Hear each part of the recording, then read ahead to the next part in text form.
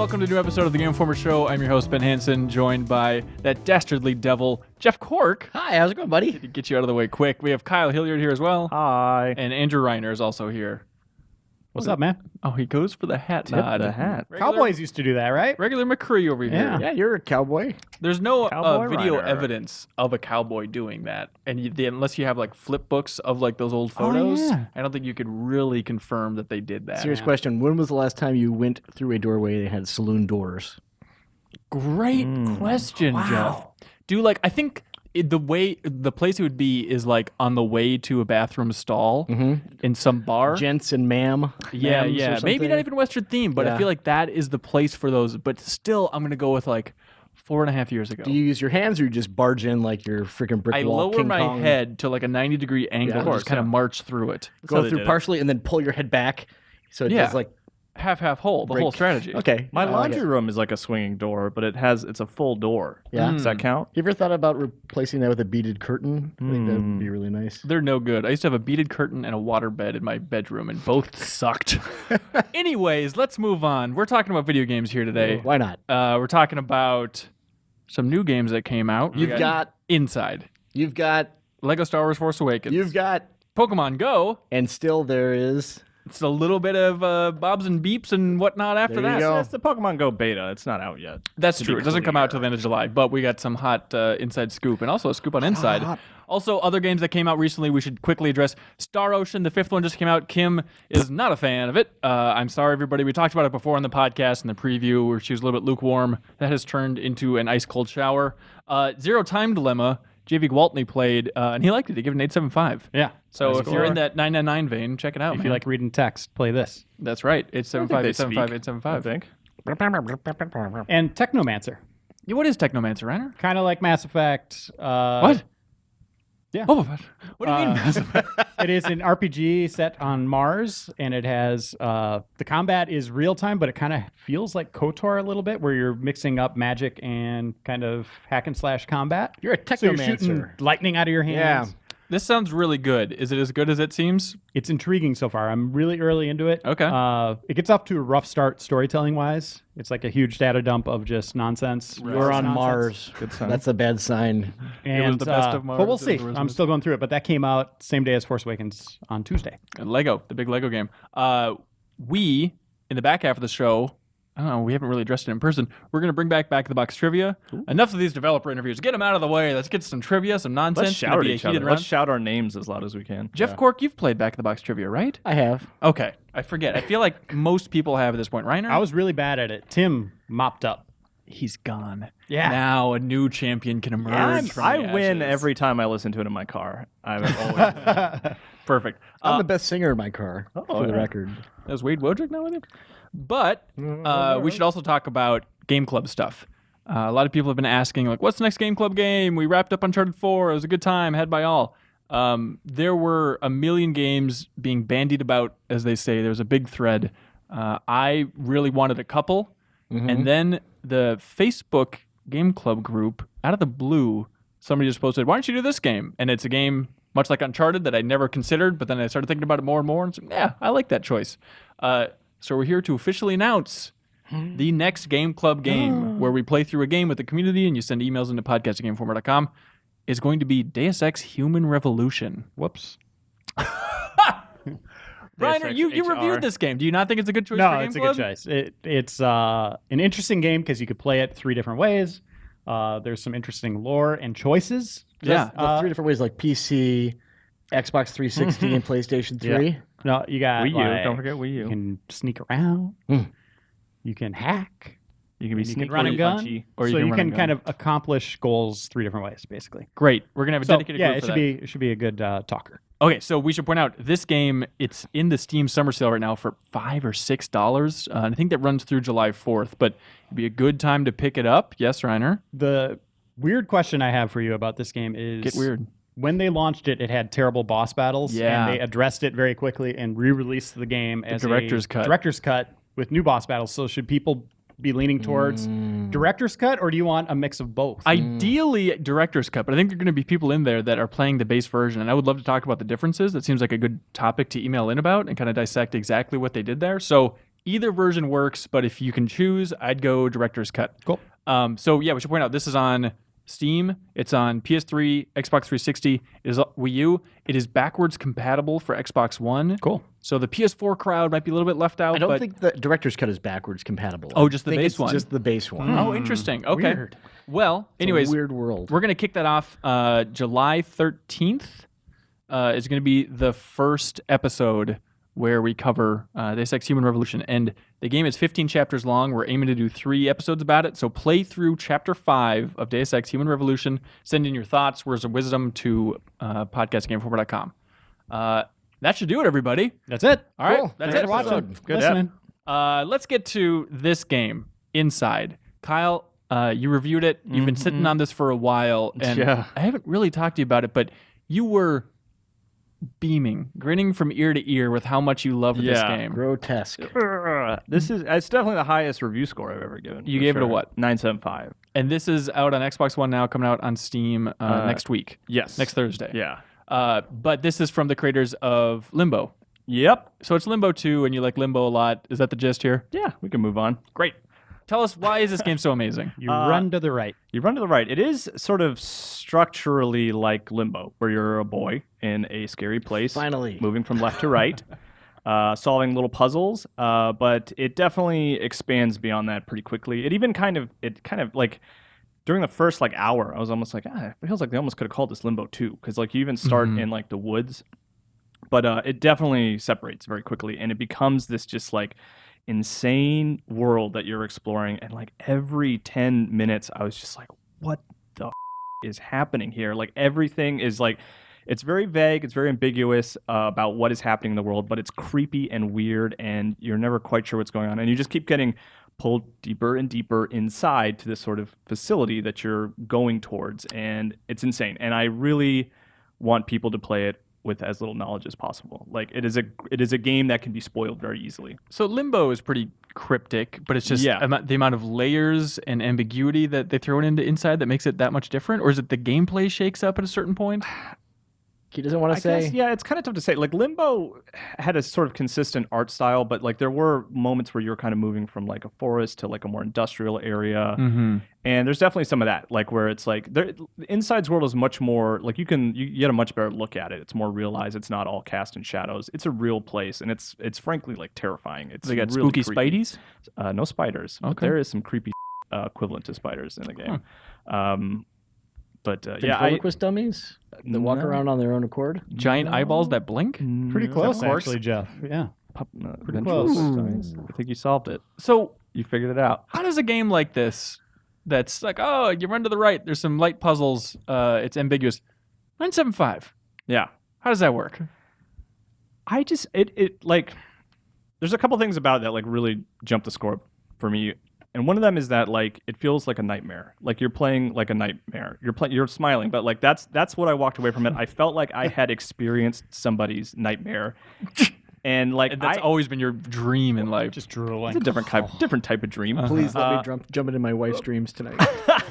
But in an interesting way, like in other types of media, like books or movies or something, they always try to represent dreams in interesting ways. But this is the first time I felt like I played through a dream and experienced someone else's dream. And the other thing that I just took away from it is like the way you kind of feel while you're playing it. Like it just made me uncomfortable, but I was like in just a way that only a video game can do. Like you kind of exist in this world, and you move through it at your own pace, and you kind of take it in at your own pace, and it's just really affecting. Like the last like 10, 15, 20 minutes of the game, like, and I texted Miller like immediately about this when I was playing Lord. it. Like I'm not exaggerating. Like my mouth was open. Like I was just staring at the screen in a dark room, headphones on, volume turned up really high, and I was Your just like, daughter shoving her hand in Cheetos. I was like, into go your away. mouth. No, Yeah. this isn't for you. This is Claire, for Dad. honey, I'll get to you later. But it actually was. I was like, Ashley, can you just like keep Claire downstairs while I finish off this game, and like don't let her come upstairs? Do you want to for just this describe your time? entire family tree for people? Sure. Yeah. My Please brother don't. lives in California. Okay, so mouth agape, just crazy Yeah. stunning. Yeah, I couldn't believe like what was happening on screen, and I was just like totally enamored. I immediately restarted the game after I beat it, like because the way the game works is like after the credits roll, it actually just dumps you back to the beginning, and I just started going to the right. Real again quick, immediately. Reiner, is it one of the best endings you've ever seen in your life? I think so. Here's like I got the talk, so to speak, from Joe. It's like, this is a really high score. Are you sure you want to give this game like this high score? And one of like sort of among my many arguments was like I really love Limbo. Limbo is one of my like top 10 favorite games. I think Inside is a better game than Limbo. Like that's an easy sort of like listed version of like why I think this game is so good, why I rank it so high, why I review it so high is because this is a game that will live on my like top 10 favorite games list for a long time. What number is it? Oh, that's a tough question. Maybe I don't know. Like now, after I'm like just embedded in it, it's probably like top 5. We'll see if it gets kicked down a little bit over time. But I really love this game a lot. Wow. I'm not going to forget this game anytime soon, if ever. What was the game called? Inside. Okay. So please, you should play it. It's you can get through it in about 5 or 6 hours. I actually looked at my timer on it. I played it for like 14 hours because I played it twice and like really dug into it and tried to find everything. Because there's a lot of secrets and stuff. Yeah, there's like Limbo had these like hidden eggs that you could find. This has something equivalent. Yeah. Sorry, Reiner's wanted to ask a question for the last 7 minutes. Reiner has played a little bit of it. The one thing, I'm about an hour and a half into it, and I played all the way through Limbo, liked Limbo. But the thing that really kind of separates it or elevates Inside above Limbo is just this progressive feeling of seeing something in environment going, what the hell is happening? Whereas Limbo, it was just like, I got to escape the woods or whatever, or escape the spider. This one is a scary like place. Yeah, this is a weird place. There's weird stuff going on. But the other thing that's really brilliant, developer Playdead, hats off to them, is making such simplistic puzzles stump you for so long. Like there'll just be like one object you can move the environment. That's it. And it's just like, how am I going to get up to that ledge? And you're moving it around doing different things. And they do that over and over and over. Just simplicity, not overdoing it, but stumping you. It's really impressive. Yeah, like even beyond the sort of just emotional like aspect of the game that I really loved, like the puzzles are just super well designed. Like they have interesting mechanics and they never overcomplicate them. Like they have a couple things that are new for Inside, like that I haven't seen in other puzzle games. And like when you first encounter them, you're like, okay, I'm going to do this again later, and it's going to be really complicated, more difficult. But what they do is they just keep like turning it on its side and changing it the way you do it, and it's never too complicated. I never felt like I never like threw up my hands. I was like, I can't figure this out. Like, but you're really smart at puzzles. I'm a genius at puzzles. Yeah. You have glasses. You you understand video game puzzles very well. Yeah, but even I like this is a game like that. I think even like in the same way Limbo was accessible enough for even people who aren't like super big gamers, like they could figure it out and get it and enjoy it. Like I feel like Inside is the same way. It never gets, and I think even overall the puzzles are easier than they were in Limbo. Okay. But still maintaining that level of just like interesting and like enjoyable puzzle solving. Who are these developers? Playdead, they're Danish, right? Yeah. What's going on there? There's like 3 guys. Like there's Dino something is like the CEO. Hey, Dino, Arndt Jensen. He was like the director on both Limbo and Inside. And then there's also I can't remember his name, but like the sound is very important to Inside and was very important to Limbo as well. And they have a dedicated guy that lives there. That's his whole job. That's his whole job. Just making noise for video games. Is make loud clanging noises in the background, and you're like, "What is that? That's scary as hell." Are they as amazing these games are? Is this just going to be their mold? Do you think? Would you like to see them try something wildly different now? Running to the left? I don't know. Running to the right.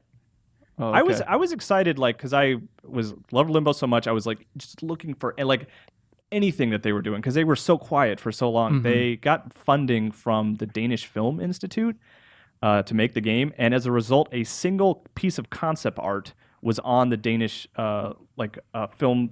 What did I call it? The Danish Film Institute's DFI. website, And that's why that was your homepage for years? That's right. For years, there's just one screenshot of this like dark child dragging a dead body through the rain, and that was like all there was like for years. Welcome to Denmark. Yeah, but to that point, like I was excited when I saw that it was kind of structurally like similar to Limbo when we finally got a taste of like how the game worked, and I would like them to keep staying in that sort of mold of like really creepy and engaging games. I don't know if that means changing the mechanics or maybe doing like a more open like 3D world, but like they're good at what they're doing. And I don't want them.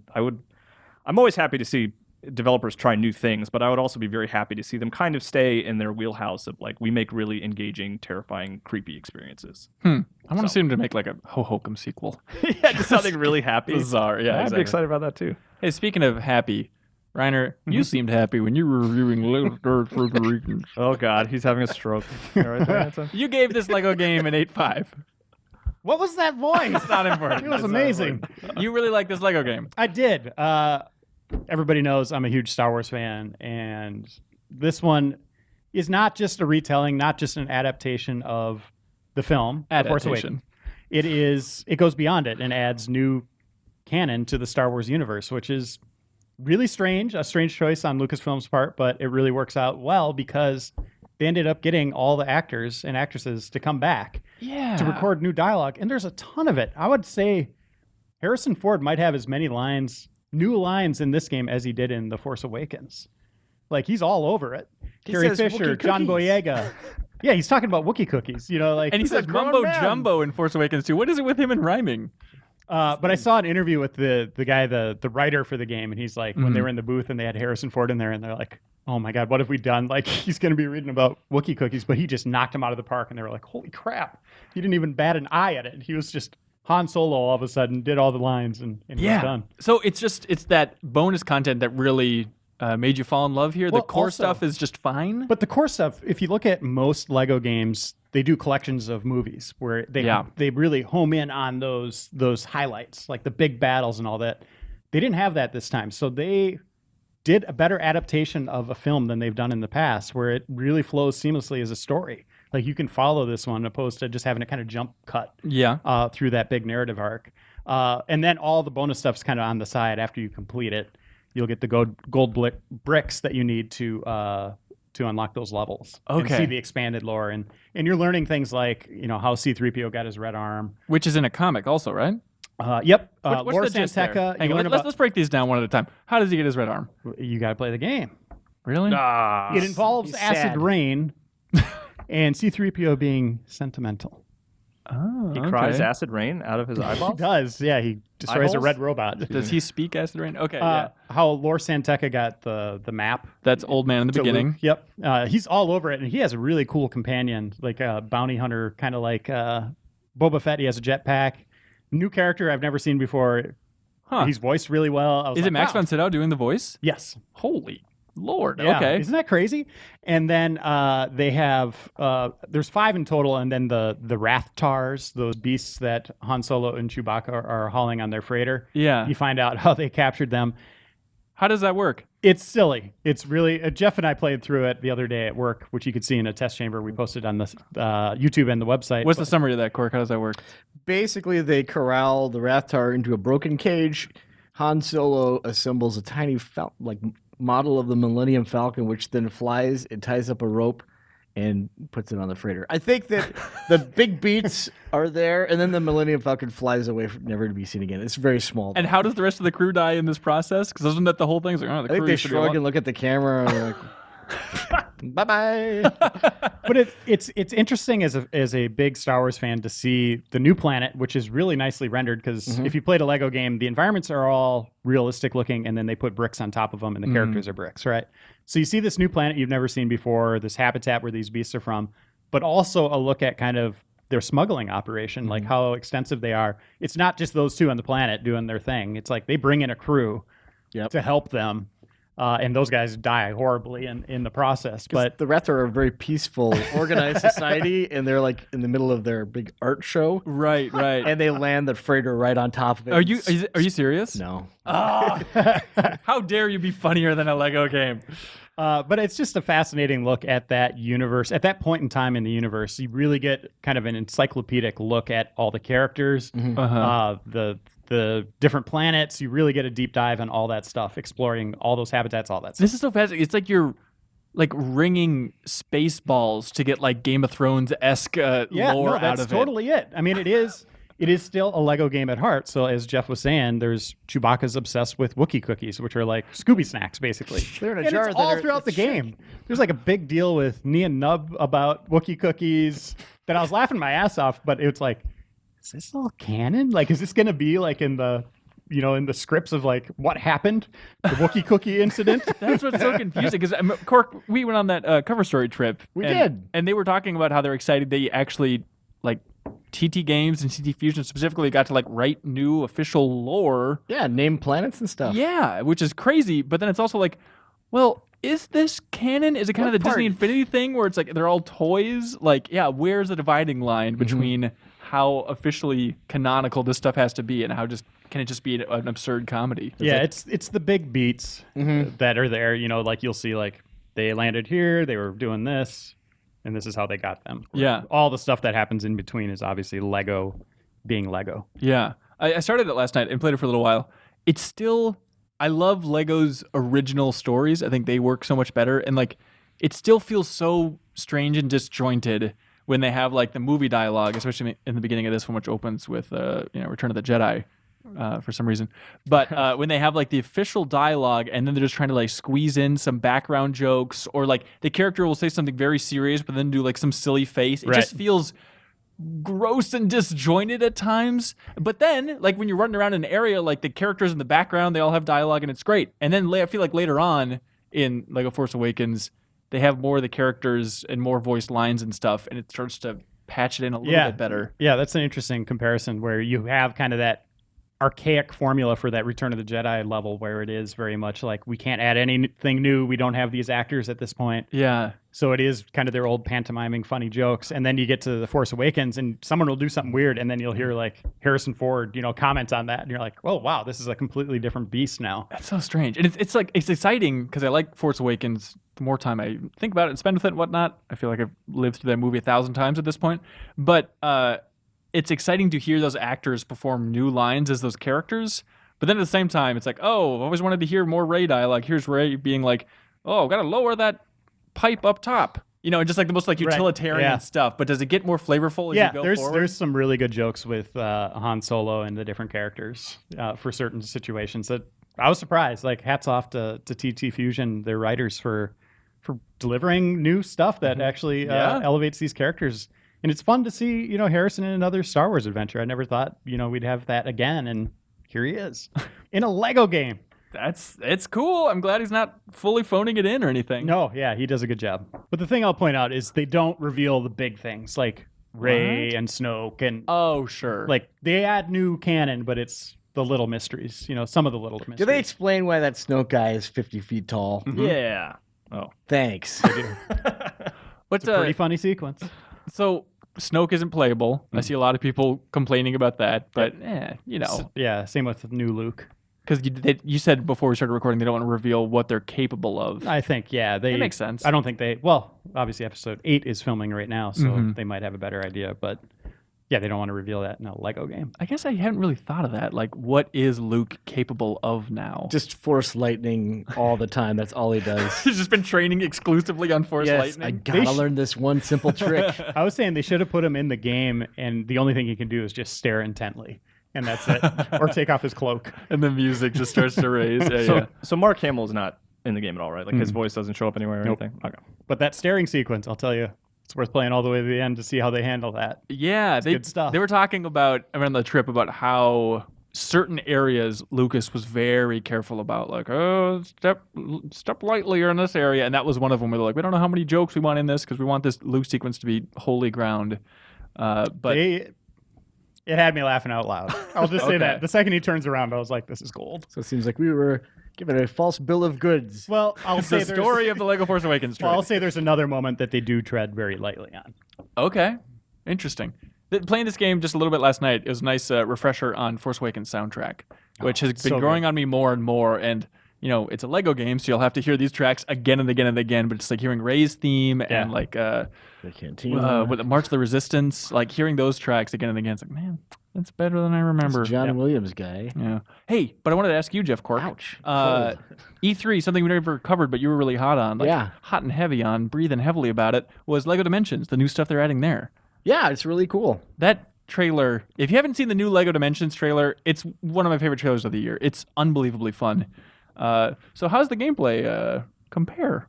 It is more Lego Dimensions, which I guess is good because I like Lego Dimensions. I played there's like a battle royale mode, and I played that was set in Adventure Time, kind of like a Pillow Land. So I played as Gizmo the Gremlin, naturally. Gizmo the Gremlin. Yeah, and basically it was like a capture the flag kind of thing where there's like 4-player split screen, and as you buy the new figures, each one of them comes with like a new level, a new stage for that kind of weird little multiplayer one-off battle royale kind of stuff. So this sounds like the Civil War stuff in Disney Infinity.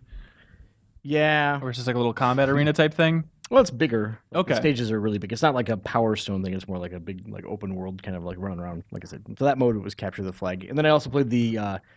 What I think is most interesting about Lego Dimensions is that, unlike a lot of the other, like all the other Toys to Life games, basically those are all every year there is a new bundle to buy. Yeah. Basically, Lego Dimensions is at this point still Lego Dimensions. So the one that was on sale last year, if you want to get in on the new stuff, you just buy that. Everything else is like you buy a new character, it's DLC basically. So you get the little minifig, and then the content associated with it is downloaded. Kind of like near the end of its life, what Disney Infinity seemed like they were kind of heading toward. Okay. That's what Disney or Lego Dimensions is doing. So How basically, long do you think that can last, though? Do you think next year they're going to come out with Lego Dimensions too? honestly, a couple years probably. Yeah. You know what I mean? There's no reason really why you need to buy another portal Yeah. and everything. So what they are doing to kind of have like some of the bigger content though is there's like 3 like new tiers of packs. Basically, there's like a Ghostbusters one that's like a full-on adventure. There's a Batman one, All right. and then there's going to be one based on that new Fantastic Beasts, the Harry Potter. Oh, universe interesting. thing. Okay. So What's the most clever joke you saw in Lego Dimensions? the With all these most characters like clever joke. mixing together. I really liked it when you take the Scooby snack from like the first launch year of content, put it in there, and then Gizmo can eat it, and then you see that clocks Wait. because it's like after midnight. Not after it's always after midnight. Well, no one else seemed to like, yawn or anything like that. But anyway, for purposes of Lego Dimensions, it's after midnight, and then he turns into temporarily a like gremlinized version of Gizmo, which is pretty cool. That sounds cool. The one thing I'll say, who is this content for?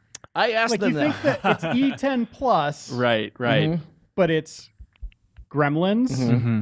Goonies, A-Team, Knight Rider.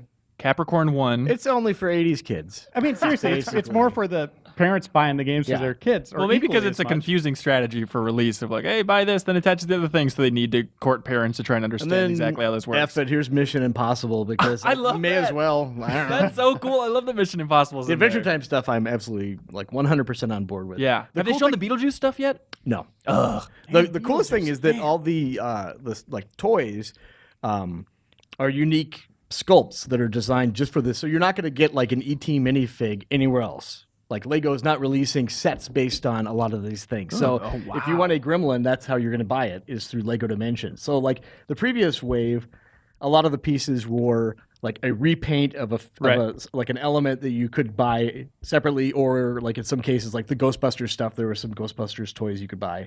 This is all unique to Lego Dimensions, which is pretty That's huge, cool. actually, for Yeah. collectors. Yeah, that's cool stuff.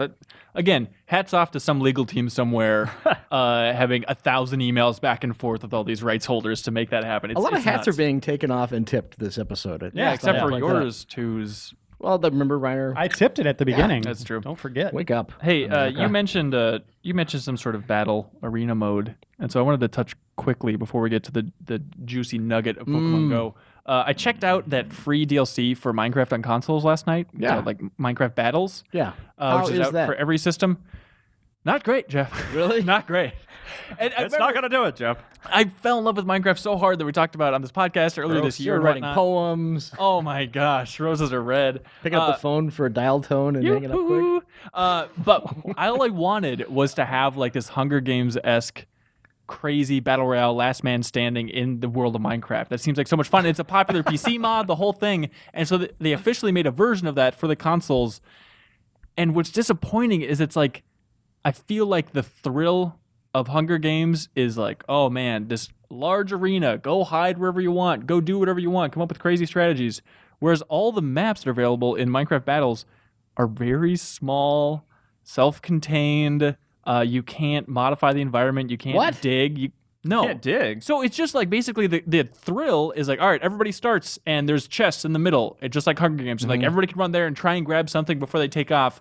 But then you're just in this relatively small environment battling in Minecraft, which even Notch admits. It's the wrong way to admitted, go. Hot Minecraft combat. Yeah, it system. sucks. Yeah. Yeah. And so like it's a fun idea, but it just made me realize like I don't think they understand what's good about this Yeah. concept. Do player IDs appear over their names too, so you can't even hide because you're That's like a behind good a rock? question. And thank you. I think they might. I think they might. Whereas like you're better off if you want to do this, just like play the base game, pick an area and be like, everyone stay roughly around this area, Or you and could then build let's hide the HUD. like pillars or build a wall. 'Cause Yeah. that's Minecraft. Yeah, I guess you can build stuff in Minecraft. Do you have to build a Capricorn and throw a bunch of weapons in? Is that what it was in the Hunger Games? Yeah, sure. All I right. think so. It's so really disappointing, and not the Minecraft love reunion fest that I wanted to have. It was just a brief kiss. And What did you moving on. punch when you were done? Was it the floor? Was it a wall? Yourself? I punched up the Overwatch app and went back over there. Oh, the app. The hot app. Hey, I love playing apps. speaking of apps, Yeah, hot apps. Oh, good Cool transition. apps. Pokemon Go. Yes, we're playing it. Oh boy. Yeah. So this is in beta now. It is officially releasing. I watched the E3 video. It seemed like Miyamoto kind of accidentally revealed that they're Yeah, planning for it they to come out have end of July. The Pokemon, what's it called? Pokemon Go. I forget what it's called, but the pedometer. Yeah, they said Pokewalker like thing. late July, but then even immediately afterward, they were like, "Oh, we don't know when it's coming out." So, We don't know when that is. but here's the thing that you can buy for the game in July. So we'll see. Soon, it seems like Okay, but nothing official though. This is Niantic's real world, like geography based RPG version of Pokemon, which the more I think about it, the more I'm convinced is the best idea and the game idea I want the most. Let's not oversell the RPG. Okay. that Well, at this this is what I want. Reiner, what's up? Well, this morning when we were going to shoot replay, I was like, okay, we're going to go at 11. You guys were like, hold on. We got to go a couple blocks away Yep. for some Pokemon Go thing. What were you looking We for? went to a Pokemon dungeon. Or no, I'm sorry, not dungeon. A gym. Sorry. gym. We went to a gym that was First time Jeff Cork's ever gone to a gym. You're right there. You have another stroke there. So real quick, let's back up real quick. Just Elvis to, all of a sudden. let's back up real quick because I think we're assuming that people know about Yes. Niantic Labs and like Ingress and all that stuff. yeah. So basically, what it does is this is an app that uses maps like based on actual geography. So you pull it up and it just looks like you're looking at like a map application for like getting directions. The best game. Exactly. What it does though is it overlays like points of interest in the real world. So like if you live near a park, the sign that says like, "Hey, Joe's Park," could potentially become like a point of interest in the game. Right. Larger things like landmarks and like a big statue, for instance, or like I'm sure that stupid Spoon Bridge and Cherry nonsense is some. In Minneapolis. In Everybody Minneapolis. come on down to the walker. Oh my lord! Anyway, I'm sure that's Probably the an thing that you Azkaban could over do. there. But anyway, so like you're kind of encouraged to look around for like landmarks that are near you. Alakazam. Sorry, said the wrong thing. So anyway, we can edit this out just to get your irrelevant garbage out of there. So you've got like landmarks and everything. You go there, and then some of them are like, this is a little place where if I spin this icon, that I can get some extra Pokeballs, some like upgrade items and stuff like Like that. a roulette wheel thing? It's like flipping Yeah. a coin if the coin was mounted on a vertical axis or something. It's not very exciting. It's just No, let's break this down more. okay. So you've keep got a going. coin. You're threading it like it's on a necklace. You're suspending it like that, and then you flip it, and you see it go like Oh, this. okay. And Pokeballs jump out. Like the Yeah, Game so of Thrones intro. Quite similar. Now that you Okay. mention it. What is up with that Game of Thrones intro? Anyway, so then you've got that kind of stuff. So you're kind of encouraged to look around, and when you fire it up too, there's also random Pokemon that will appear around you, and you've got like an indicator. It's like nearby, and it'll just give you, hey, there's like a guy over here who's like within 100 meters away. It doesn't tell you like exactly where it is, so you kind of have to walk and figure it out. Onto the train tracks. Onto the into train tracks. traffic. Into a lake. Yep, into this like well that's been abandoned. It's down there. Into the sex dungeon of this Dark Trio Niantic down Labs there. coworker. It's Sex Dungeon for Niantic Labs coworkers. Yeah, that's basically it kept pushing me the into original this title. guy's house. I don't know. Okay, so that's the setup. Now I want to know what this game is actually like in practice. Like, please walk me through your guys' experience. With You go this first. app- Tell me with this about beta. like your experience with this app. Okay. Should I go through all the struggle I had to set it up? That's No, important, right? no. Okay. It's super boring. Kyle. Let's see. So I booted it up at home and set up my character. You make an avatar with it's the beta, so it seems like a lot of the options aren't going to be in there yet. But we had limited options with creating your avatar. So no eyes or mouth yet. you have eyes. Actually, Okay. yeah, I think you can change eye color, hair, that's just Hat, important. hair. But you can set up your person, and then it just dumps them on the map, like how Cork was talking about. And then it just says like these Pokemon are nearby. And then they'll just kind of appear next to you, and you tap them, and then you can flick to throw a Pokeball at them and hope that you capture them. So when I Then you have like a little radiating ping around you. Yeah. And if something is within that, then you can interact with it. Okay, so you don't have to be right on the spot. If there's a Pokemon a couple blocks away, the radiating ping will pick it up. No, it's usually like probably a distance of about 20 feet. Seems to be okay. like a Yeah. minimum. So you do got to go track them down then. Yes. Yeah, you have to walk further than your house. I did find that like walking from the front of my house, like it seemed like there were different Pokemon in the front of my house than the back of my backyard.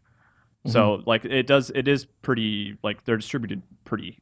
And is it logical? Like in this area, Oddish will typically appear, or is it just kind of randomized? Does it feel connected to the real world, or is it just wherever you are, some random crap's gonna pop up? Somewhat, like near water, there are like more like I got like a Goldine near some like a river. Okay. The Mississippi. Oh, the Big Muddy. The Big Muddy, yeah. And I got a lot of poison types near my house because I live on a Superfund site, apparently, which I didn't know about. But I've got nothing but like Pidgeotos and Rattatas. Like it's just all rats. I have Rats, like, yeah. 50,000 rats in my house. So that's good. so it's just your house is like zoned for squalor. That's right. in Yeah. SimCity. And there is a park up the street. It's not close enough to my house where I can do it from my house. But so what I'll do is as I'm driving to work, I'll go drive and park next to it, grab some So it is Pokeballs. changing your real world activities. Yes. Is there, so when you look at your map, is it just giving you stuff that's nearby within walking distance, or can you zoom out and see like can all of see- Minnesota and see I got to go to Duluth to No, get this you one? can't go that far. It's about a mile, I would say. Yeah. Does that sound about right? Okay. Yeah, you can see You about can a mile like around you. Yeah, you won't see the Pokemon, the creatures themselves, but you will see like the points of interest, like the Yes. bigger like landmark type And things. so what we were talking about, like the park, that's just a place to go get items. Like you just get a random like collection of items. And Okay. then there's also gyms, which is what me and Cork did today. We got in the car and we actually drove there's like a little park by the Mississippi River, and we found a gym. And someone who is also in the beta had left a Pokemon there for us to fight. And then So they just leave. Okay. that's how it works. If you find a gym, you can leave a Pokemon there, and you can conceivably like your guy will defend it. So if you have like a really strong Pokemon, you can leave him there, and he can just keep beating people. But if he dies, then he comes back to you. I love that. And anybody can set up a gym anywhere, or how does this work? The So gyms are established as near as I can tell. I Yeah. don't think you can like. I couldn't make my house a gym. No, they're the So you can't geocache. like the big landmark basically. type No. things. Okay, interesting. And I think we've already made this disclaimer, but this is the beta, so stuff could change. By the Sure. full release. So give me your first impressions and then how that grew. Like what was striking? What's unexpected? If people have the basic idea of what this app is already. I'm trying to think of like what kind of stood out to me. I was surprised like we've been playing it for a couple since I don't know like a week now. Yeah. And today when we walked to the gym was the first time we'd done any combat at all. All I've been doing is collecting. Yeah. And you don't have to fight the Pokemon to collect them.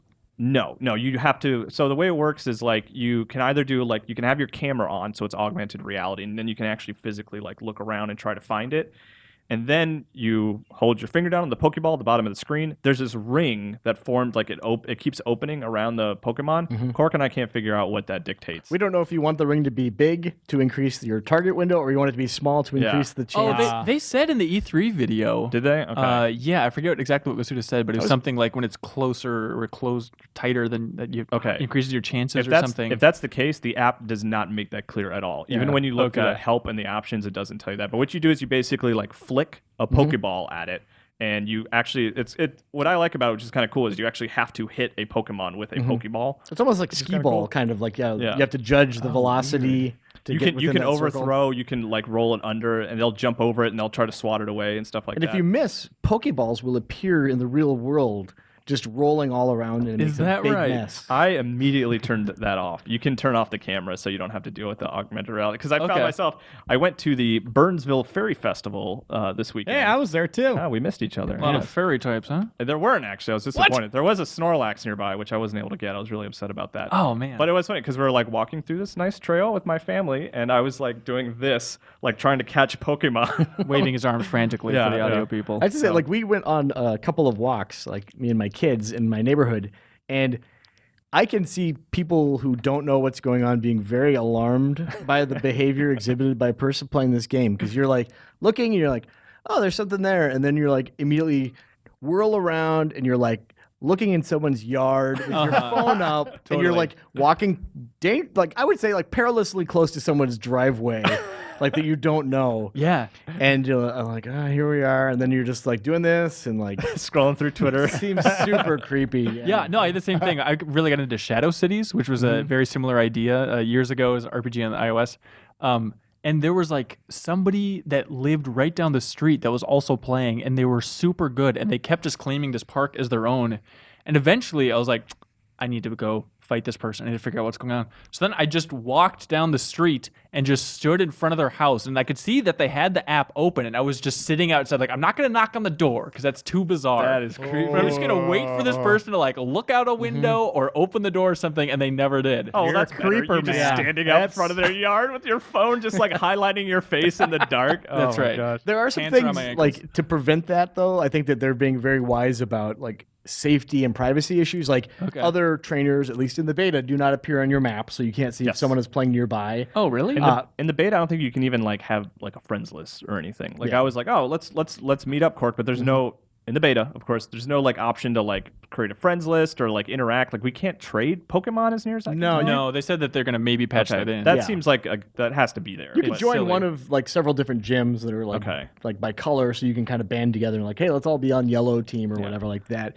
And another thing that it does is I gave the phone to my kid when I was dropping him off and I said, hey, see if you can catch a Pokemon while I'm driving, okay? Thinking that we're going to be covering a lot of ground, so this is going to be a freaking bonanza. Once you hit a certain speed, it's just like, nope, you're not playing Pokemon Go right now. So which is great because You'll Yes, just make yeah. it rain Pokeballs out the car window. although you could be like a super creep in your car driving very slow through people's Yeah. neighborhoods with your freaking camera phone. And like, When I Gonna get that weed off. you can turn off all that camera stuff, which I did immediately. but nobody knows that. They just see Yeah. you as some weirdo with a phone. But it eliminates you having to like look around and stuff. It makes I it a think little that's bit cool, easier to catch though. Pokemon. I think it's fun. I I'm mean, like enjoying it gets it, like yeah. when it zooms in and shows the Pokeball like falling on the ground. It's It digitally zooms. very ambitious. So it Oh, looks yeah. like just ass. But I mean, it's a really clever idea. Yeah. Well, whatever. Does it feels very tech app. It's weird to see like basically a Silicon Valley tech company develop a Pokemon game. Does it feel like Pokemon or does it feel kind of sterile and weird? I will say the Pokemon designs. I think the 3D models. I don't know if they're pulling those from the 3DS version. I don't know. They look different. They look sharper because it's like a better screen and better processor, all that stuff. Those Just look the good. initial Pokemon, the 151, or Yeah. Currently, yeah, out of the gate. I mean, I think their long-term plans are to have everyone, but out of the gate, 151. But those look great. I think the Pokemon models look great. But once you're kind of walking around, I wouldn't have even guessed it was a Pokemon game, except for the sort of Pokeball logos and stuff like that you might see. Apparently, I saw on the E3 thing that the Pokemon composer and director that he's writing music for it. So that's something kind of cool for Pokemon fans to hear a new Pokemon soundtrack in this free app, right? It's Cool. So you can play music in someone's yard while you're creeping Give them away out. your location Wonderful. in the bushes. yeah, the music it's not like new Pokemon music, but it's good. How's the battling? So we, like I said, Cork and I encountered. That was our first time today. We fought a Jigglypuff over there by the Mississippi, and God, thank God it was no Wigglytuff. and it was you don't select attacks. Like all you do is you tap the other Pokemon, and then you do a standard attack, and you can build up like a meter to pull off like a stronger attack. Yeah, if you hold it down too, you also will pull off. Okay, bigger I guess attacks. the Pokemon I didn't want I to tell used- you because I wanted to. beat Yeah, you. we ended up kind of fighting over that gym, and, Yeah. and Cork pretended. Cork lied to me and said that he didn't actually defeat me before taking it back over. So Wait a minute. So Cork's in charge. do you of that ever gym. directly choose to battle each other, or is just fighting with people over this gym? In the beta, it seems like it's just the gym. Like Cork and I Okay. cannot fight each other, at our desks or whatever. Yeah. But you can also dodge by swiping, so it's active. It's not turn-based. It didn't do a lot for me out of like just playing it there for a few minutes. I don't know. I wasn't sure what to expect, but I thought I would at least be able to choose from like a couple of different attacks or something like that. I think this is something too. It's hard to determine like how this will work until people have it in their Exactly. hands too. Yeah. But like, will people be able to band together and have like this is Yellow's gym, and a lot of people are able to contribute their Pokemon to it, so it's not just one dude who's got his like one Pokemon that's kind of guarding it, and it's super easy to take it down, and it's not particularly interesting. Like, will it be like Ingress, which is one of the points of it is like you take control points, and then you also build like links between the control points to gather like claim territory? Will there be an Strengthen element of that? I don't know. I haven't honestly like I went into this as blind as possible because I just wanted to play Pokemon Go and see what it was like, without. Yeah. I mean, I'm glad that you watched that video, so now I know what the circle does. I don't remember exactly, but they explained it. But anyway, so you went in blind, and your It's conclusion a lot of fun. is, Yeah, I'm kind of bummed that it being a beta, like all my hard work will be for naught. all But- those steps you've walked. Yeah. No, it's great. And like they really encourage you. I think it's a cool idea to get people out and about, which is like one of the things, like the whole point of it is like, so you can get eggs from like, you go to like the park and you see the sign and you flip it and you get an egg item. You put it in your incubator, and depending on type of egg, like I've got one that will incubate after I walk 10 kilometers with the app. Oh, that's cool. Okay. Yeah, so It's I like kind of like Pokemon. that element. Yeah. So that's where the pedometer stuff comes in. Yeah. I imagine that's what the Pokemon Go, that piece of hardware that they're selling, like that'll help you incubate eggs. And that's also like you can catch Pokemon just by tapping a button, which seems kind of lame. On Yeah, that well, piece of hardware, that but- eliminates what Cork is talking about, where it's like you feel like an idiot in front of Yeah. your neighbor's driveway trying to catch Pokemon. If you have that little device, you can just press a button. And But at the same time, like one of the things I ran into is last night, we were watching TV and I just fired up the app. I was like, hey, nobody look around, but there's a freaking bee drill in the room You with started us. shrieking. Yeah, and I threw. I don't know if this was like glitched or something because I threw like upwards of 40 Pokeballs at this stupid thing, captured it like dozens of times, and it would like break out every time. So I never got it. And wow. eventually, it got bored and left. So I wonder if if that device is simply push a button. Is it just going to be like yes, no? Like I mean. it Maybe. seems Part like of the fun of that is that you see the Pokemon like in the Pokeball Yeah. drop Yeah. and shakes and all that stuff. And if it's just like I'm just pushing a button. it is random. Like you can lose it or catch it with the pedometer. Yeah, and there's a weird thing too. Is you get like, oh yeah, I got a bunch of Pidgeys or whatever. Yeah. And it's like, well, what do you do with all these duplicates? What you could do is essentially you could disenchant them and you get like a thing out of it, right? You get candy. Disenchant? Well, you can send them back to the You professor send them or something. back, yeah, and you get candy that you can use to upgrade. Evolve and upgrade your. You ship them back and they It's a ship you pretty some much. candy. It's a Don't very- ask any questions. Just It's eat a the weird candy. It's lore the feather thing. sticking out of it. Because as I explained it to the kids, which in retrospect I wish I had what you said at my disposal, because I said that you were basically turning them into dust that you use to And upgrade kids, I had a others. totally different interpretation. When you catch them, they come with a piece of candy, Yeah. so that when you send them off, they just leave their candy behind. Okay, I blew it. You just like told your children that you were killing Pokemon. children sit down. As we all know, ashes to ashes, dust Yeah. to dust. There's good news and bad That's news. where the name Ash Ketchum comes from. The good news is there are invisible Pokemon all around the world, and I can see them through the special window. Bad news is I'm turning them to dust all the time. Kids, just someday I hope to see you through my special window, children. So let's get down to brass tacks here. Who has the we cooler wanna see- Pokemon? What have you guys Cork and I captured? have not been discussing like who We haven't we've discussed- caught, how many we have. Oh, really? So we're gonna find out kind of now. So we who are your has- Pokedex. Reiner, you're playing Professor Oak right now. Okay. Do your best Whoa. impersonation. I've got a Jinx nearby. That's Oh, a and a nice Ghastly. Pokemon. Jinx is his favorite too, Kyle. so I'll just let you draw your Let's own see. Okay, so that's conclusions. who's nearby. All right, so we'll look at our collections then, I guess. All right. Okay, yeah. Okay. Kyle's so- got an ox with two tails. I've got Tauros? So Oxtail. let's start. So you have like a inventory. You can hold up to 500, right? How many do you have?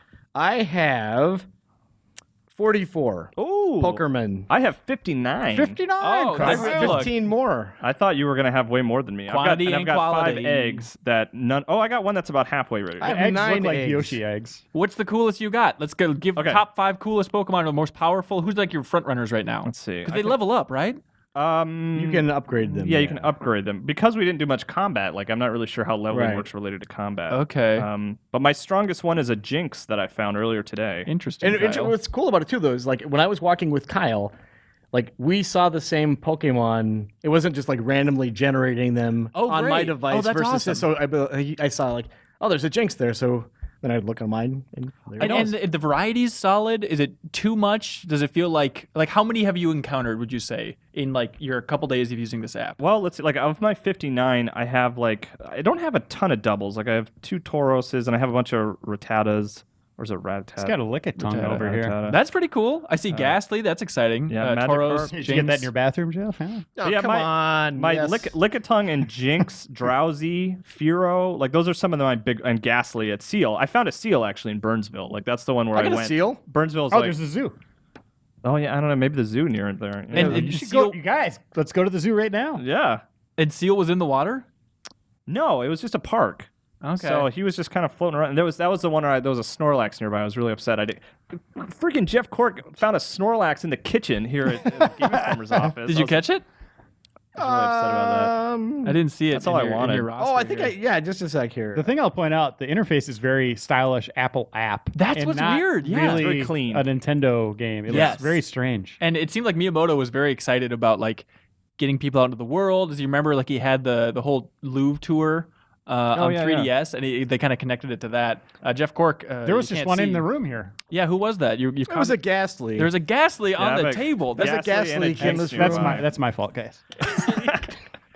I also had a Geodude. I haven't seen a lot of him, and I found one of him. Geodude? We're like Geocache dude. Yeah. You got a lot of drowsies. Yeah, I found a lot of Drowsies. He's real cool. I got a Goldeen. Oh, who is your starter? Because when you start the game, it basically puts a Charmander, a Squirtle, and a Bulbasaur. Oh, just you don't get near to pick? No, you do get to pick. Oh, okay. I'm saying, but like it functions as any other catching any other Pokemon is, where it's like they're just nearby you. Which one do you want to go with? Yeah, So I went with Charmander. I went with Bulbasaur, I believe. Okay. Yeah. classic. So That what sounds do you, awesome. what do you spend money on? Do you know in the beta You yet? can buy coins that you can in turn buy. Remember when I threw freaking arsenal of Pokeballs at that Beedrill, yeah. Beedrill? Yeah. Basically, you could run out of Pokeballs, and then you have to buy them with coins. There are, like, if you're fortunate enough, like, I live near two parks. They're within a couple blocks of each other, so I can... If I wanted to, they refresh like at a pretty steady clip. I could sit there all day and just Go spin back that and forth. Yeah. sign, Okay. grind in real life. You can right, also- in a real gross way. You can use the Walking coins. from sign to sign. Yeah, it's really a hopeless life. That You guy. can also buy eggs that will just like randomly give you crap. Lucky eggs, they're called. Incense will like attract Pokemon to you, and then lure patch. It's like you can place a lure patch in one of those points of interest. Yes.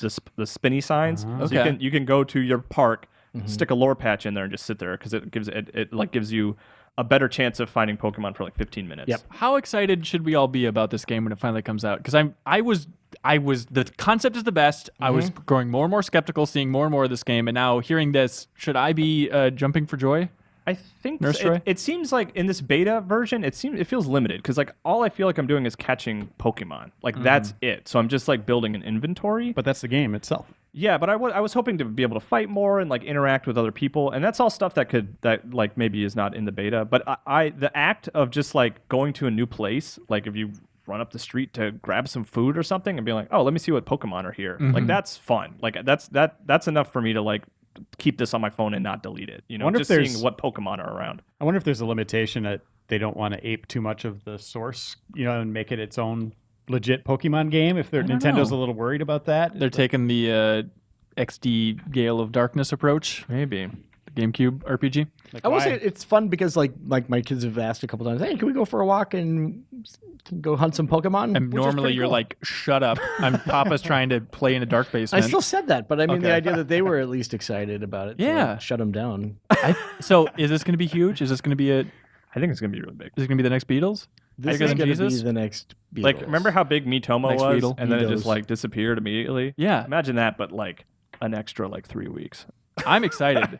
I think it'll be bigger than that. I think it'll be a big release. It's gonna I be can't free wait. too. So I mean, like Yeah. you can get a taste of it and go like, oh boy, this is not my thing, or you could go like, I'm gonna freaking drive all across the town 2 miles an hour, and everyone's gonna hate me. Also, finally, a good Pokemon game and not just those constant ads for those apps where it's like, hey, check out this game that's better than Pokemon for the free downloads.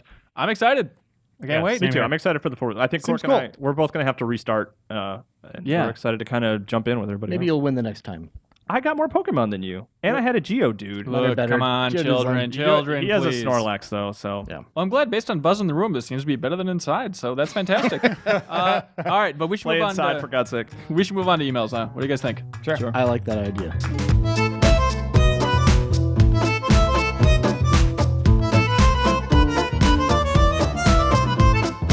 And welcome back to the Game Informer Show. We're going to read some emails that people have lovingly sent into podcast@gameinformer.com. I encourage everybody to send your thoughts, words of wisdom to podcast@gameinformer.com. At the end of this, we're going to pick the best of the bunch, and we're going to ship them out that Beedrill that Jeff Cork couldn't catch. No, a lovely gift from Game Informer here. So let's dive in. Jake Z, Jake's himself.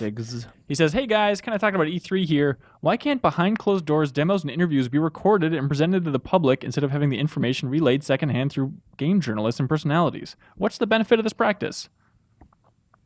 Let them control what they're showing. Keeps us in work. And that's their job. Thanks. But realistically, it's like you hear about this behind closed doors demo of Days Gone or God of War. I can answer that. Please. A lot of times the game is not at a state where they want it to be shown in video for all time.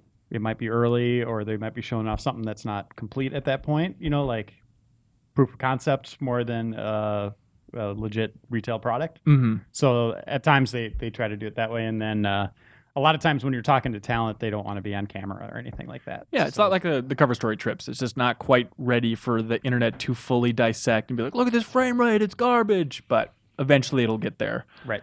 So it helps to kind of go through that window, I guess, that filter. Well, it's actually a closed door. That's right. So David Lewis writes in and says, what do you think would need to be done to make fighting games as accessible to the masses and competitive aspect as a game like Overwatch? I think one could argue that Street Fighter V tried it, but the lack of content was met with a lot of contention despite its generally sound mechanics. Even though story mode was added on Friday, Street Fighter V. But yeah, the fighting game genre, what can make it as accessible as Overwatch? Because Overwatch has roped in so many people that aren't fans of FPSs. You could call it Super Smash Brothers. That is exactly it. I mean, we even talked about the comparisons, I think you did specifically, of Overwatch kind of having somewhat similar controls between all different characters. And Smash Brothers is that accessible fighter. It is. It's tough because, I mean, fighting games are they're kind of intimidating because, like, you see high-level play online and it's like, I don't think I'll ever be able to match that. So, like, one thing that Overwatch does well is like, special moves and stuff like that are not difficult to pull off. So maybe that's the direction is, like, make it look flashier without, without making it overcomplicating it. I don't know. Well, I feel like, God, help me out. Seth Killian's fighting game, he was on the show talking about Rising Thunder. Yep. That seemed to have that That's approach. the philosophy. So like the barrier is not remembering all the different button combinations to pull off these different moves, but knowing when to use them tactically. That's kind of where... And that's a great idea, and I can't wait for that game to come out, except for that Riot then bought that company and shut that game down, so it's never coming out. One thing, Injustice 2, by the way, is doing something different that really intrigued me, and I was like, wow, this is a brilliant idea. They have, every time you win a match, you get collectible loot. So you're like outfitting your character with +2 gauntlets or, shoulder pads, stuff like that. Sunglasses for Batman. I think that could be a pretty big hook for this series and fighting games in general, where you're not just unlocking characters, you're actually leveling up your guy. Kind of like we play a lot of Clash Royale, and you get cards as you play that game. That's a huge hook in that. This has that similar quality where you are continually adding to your collection. I think that could be something that brings a lot of people in. Yeah, it's an interesting angle. I just imagine a lot of situations where it's like, oh, another helmet for Wonder Woman? Like, I want to use Aquaman. Why isn't he getting this stuff? Yeah, and then you start spending real money on chests, and then They would you're hate that. bankrupt, and you hate the game. Absolutely. So Juan from Tustin, California writes in. He wrote in, everybody. He says, hello, everyone. I have a question that has been bugging me. Is it just me, or does anyone else find it strange that developers are using the current generation to kill off franchises? Let me throw 3 examples at you. Batman Arkham had its trilogy end on PS4 and Xbox One. Metal Gear Solid 5 done on current gen. Finally, just for PS4, Uncharted's over. I know developers are creating new franchises, but it just seems like our current gen is where developers are ending franchises. What's your take on series ending on the PS4 and Xbox One?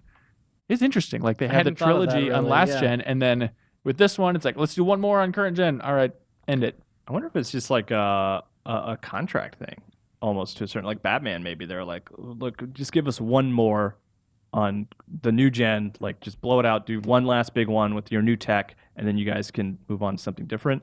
That's assuming a lot. I have no clue if that's it, but maybe it was just like, just get one more big one for us on this new generation of consoles. Let's have a somewhat safe bet before we get riskier. Something like and that. It's a little bit of like that Naughty Dog approach where they use Last of Us port to understand the PS4 better. And this is just a way to, with gameplay that they're used to, characters that they're used to, get used to the tech of the current gen before they spin off. I mean, I guess a good example also is Killzone, right?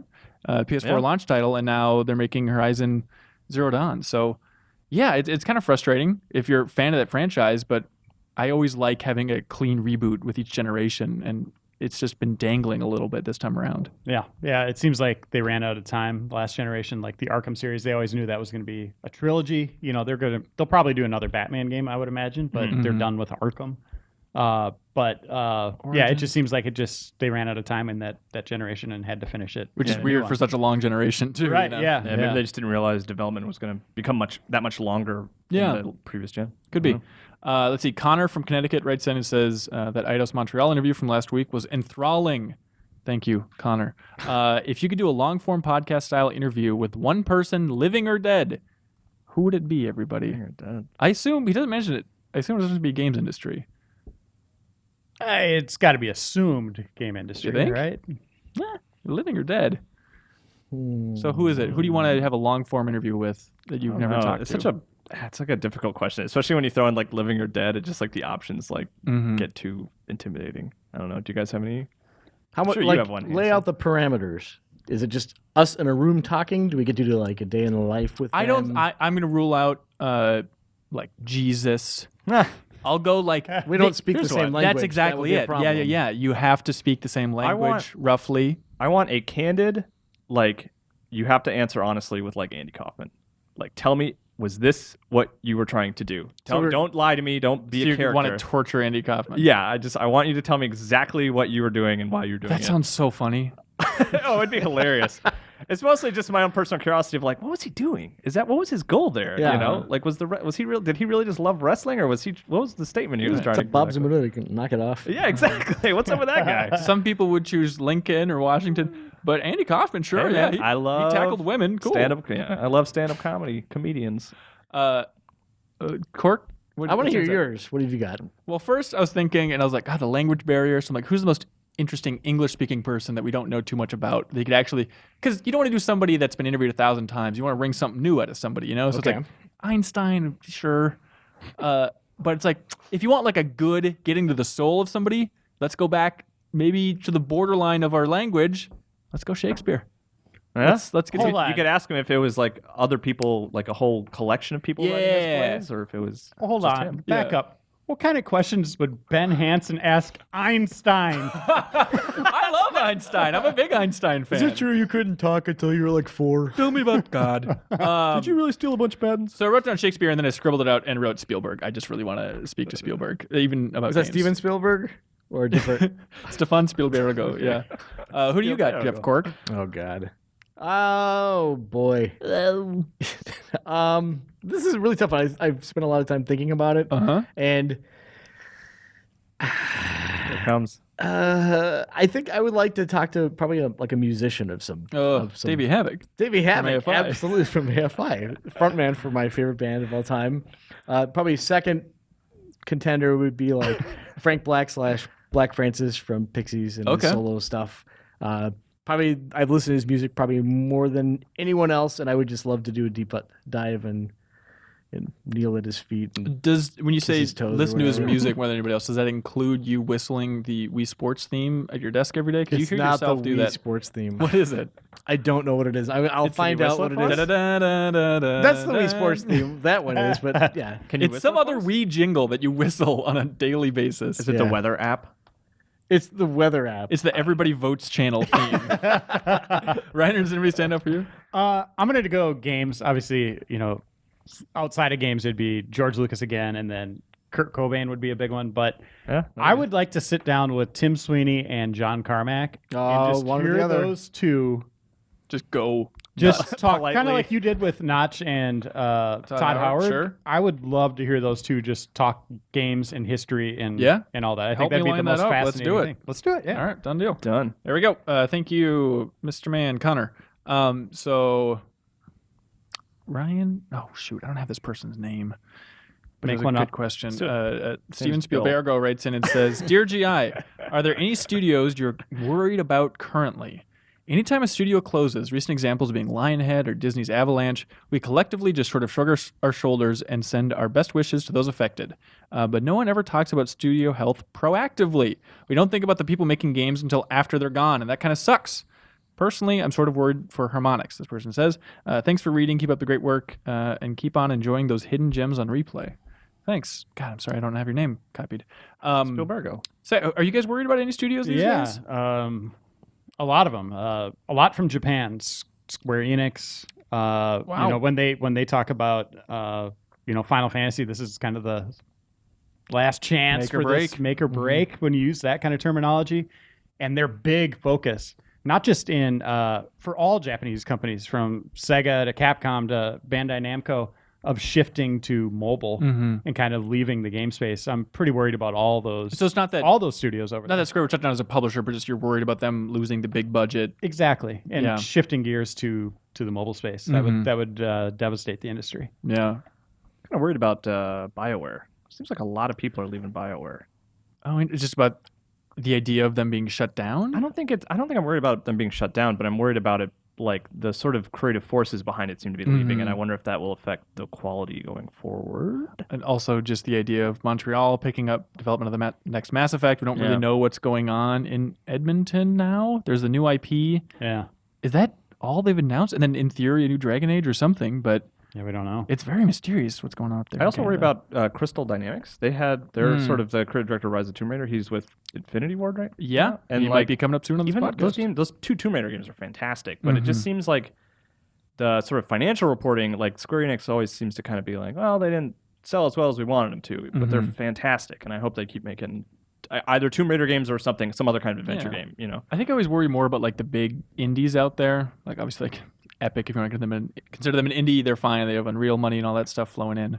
And But Tencent, they're not indie anymore. yeah, Harmonix, this person mentions that's super up there for me, especially with them getting more and more into VR stuff. Where it's like, God, don't do VR. God, Harmonix is such a fascinating story too, because it's. I don't think you can overstate how huge they were. Like what a big presence they were at shows for years and years and years, and then just to see it slowly kind of piddle off. And just they're experimenting in so many different ways. They have the stuff on Apple TV. They made a bunch of iOS games.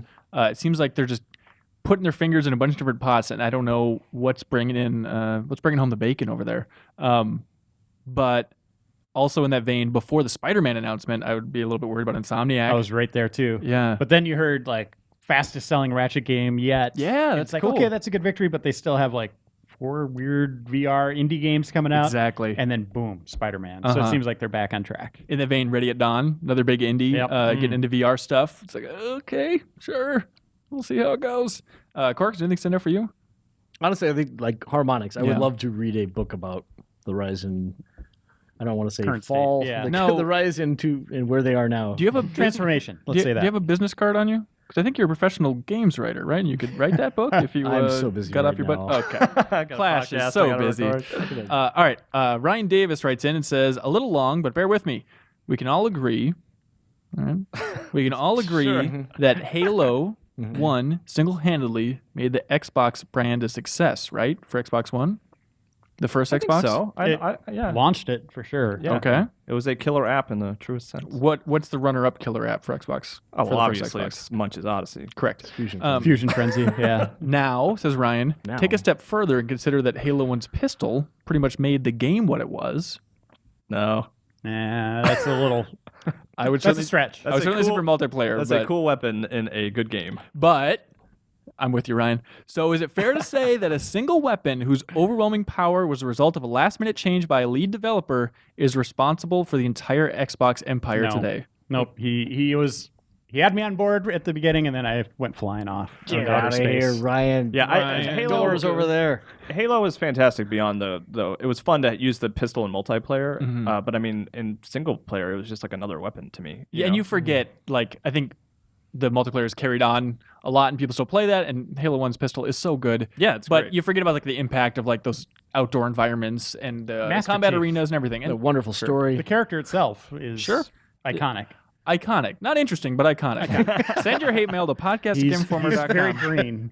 Let's see. So Nathan Jones from Ohio writes in and says, now that we're past the initial launch of VR, how much is everyone at GI still playing VR games? I just say, like, when I got my phone, it had like a promotion. Hey, dummy, you bought a Samsung phone. Hey, you want one of the stupid Gear VR things? Why not? So then I did it and forgot all about it. And then it came in the mail, and I've been messing around with that. And I read something online a while back where they were like the premise. I can't remember where it was. It was really good though. It was talking about like, you know what, this is probably good enough, and for $100 you can't beat it. And I'm completely on board with that. Like, good enough. that's like, especially if it was free after buying the stupid phone. So pop my phone in there, and I could do a little VR stuff, look around the room, and then take it off, and then not feel bad that I spent $600 on a dedicated VR headset. And in a dedicated room. But I'm really fascinated by, I always use kind of Game Informer office enthusiasm as a benchmark, rightfully or wrongly. But I always think of like, we have a room set up dedicated to VR. We have the 2 major VR headsets right now. I don't think anyone's playing them. I don't think anyone's staying late to play Insomniac's Edge of Nowhere, which is like one of the big premiere. Hey, it's one of the best games. I played that on the clock. Yeah, exactly. It's like, I did too. okay. I was thinking about coming in over the weekend to play, but I'm like, I just don't want to get scared of like the cleaning crew coming in and just scaring the crap out of me while I'm trying to play a horror game by myself. Like, I think we've all everyone whose family has come to visit us here in Minneapolis. Like I think we've all taken them, or friends even, taken them to our VR room. Like I showed my parents, Vive, and they thought it was really cool. yeah. But beyond that, like I had, if I've been assigned a review, I've been playing it, but I haven't been going out of my way to try anything else. Yeah, I think it's telling. I think it's too early for me. Like I'm still I feel like I'm still sizing up the landscape of VR and what I want to do and what I want to invest in. And I don't think I'll have that answer until PSVR comes out and Oculus has its touch control out. So it just feels like we're at stage 1, but I need it to get to the finish line before I know if I want to invest in this. Yeah, I always thought like, oh, PSVR is the best chance. The thing like self-contained unit, relatively easy to set up and whatnot. But we talked about it last week. Like after E3, I think it's going to be a notch above Move, and that's going to be about it. That's my prediction. But who knows? We'll see.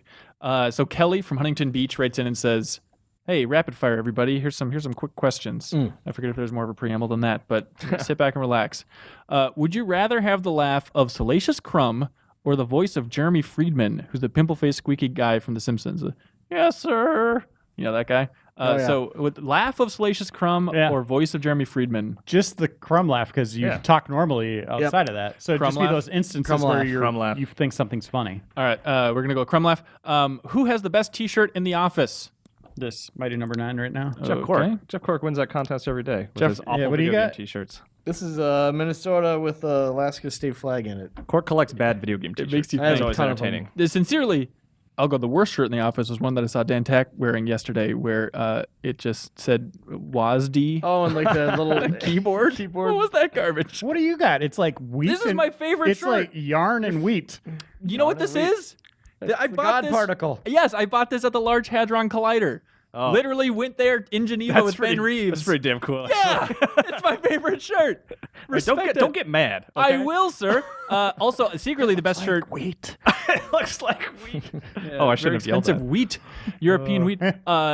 Andy McNamara's original Parappa the Rapper T-shirt yeah, that he that's still right. wears is my favorite. I am going to give a call out to the best moment of a T-shirt worn in the Game Informer office. It was like 3 or 4 years ago. Matt Helgeson strolls into the office wearing a Superman 64 shirt, pristine, and it was in his closet Cafe since the game came out. That's great. And he's like, I just saw this. I was like, that's the best shirt anyone's ever worn in this office. Wow, he needs to give that up. I know. We should put that in a glass case. should be in a like a museum. uniform or Yeah. something. You know? Absolutely, that's good. Who is the worst gamer in the office? Probably Sarah. Game Informer deep cuts. That's our receptionist. I don't know. I would probably raise my hand for that. I get to play. I show off a lot of bad skills on replay. I think I might be worse than you, Kyle. I think yeah, we. maybe. Well, you have. I have some games I'm good at, but a lot of games Yeah. I'm not good at. Yeah, we saw that Crash replay. I thought I did okay. But I mean, it's hard to say when you're watching us play because it's a different skill set when you're talking and playing and trying to focus on conversations and you're not really 100% in the game itself. Yeah. But it seems like everybody on staff makes it through games no problem. Nobody really complains about how difficult they are. Even Dark Souls stuff I like do that. all the time. I'll volunteer myself for that. Let's move on. Did any of you play sports in high school? Kyle, Soccer. Reiner. Baseball and basketball. There we go. And Cork, you're a professional tongue wrestler, right? Yeah, does kissing ladies count? No, I didn't. No. Did you let her in that? Yeah, the Yeah. letter F. Me. Oh, boy. Did you really play any sports in high school? Oh, no, I was in band. So I watched them while blowing on a saxophone. Ta-da! Perfect. I'm in the same How about boat. you, Hanson? No. Were you in band? Yeah, I played alto saxophone. All right. E-flat alto saxophone. Let's see. Someone writes in and says, "What the heck is #DK game?" I don't know. Does anybody know? Donkey Kong game. All right, and then Kelly writes in and says, "Finally, what is the next Game Club game?" That is Deus Ex Human Revolution, on sale now on Steam. Join in, it'll be fun. Director's cut or don't. Yeah, July 14th, first episode. Let's rock it. It'll be a great time. Thank you, Kelly. Let's see. Trevor writes in, interesting question for you, Reiner. Do you think there will ever be a day when Game Informer becomes a strictly internet-based company, or do you view the magazine as something unique that sets GI apart? I think we're more a print magazine than a online publication. Correct. So, yeah, I think we'll always be print to a degree. Yes. There we go. Hey, did it. everybody. That's it. Oh, we got to choose it. I GD like favorite. who would you interview? That was a unique question. Yeah, Not yeah. anything much like that. All right. And they kissed my ass for that IDOS Montreal interview, so thank you so much. Oh. Did they say they liked the part where the person from IDOS Montreal was talking? Yeah, they actually The other did call part out that sucked hard. specifically. All right, that's Connor from Connecticut. Congratulations. We're going to ship Yeah. you something real nice. The nicest thing you've ever seen. Go Connecticut. gifts. Lower expectations of nice things. Low energy.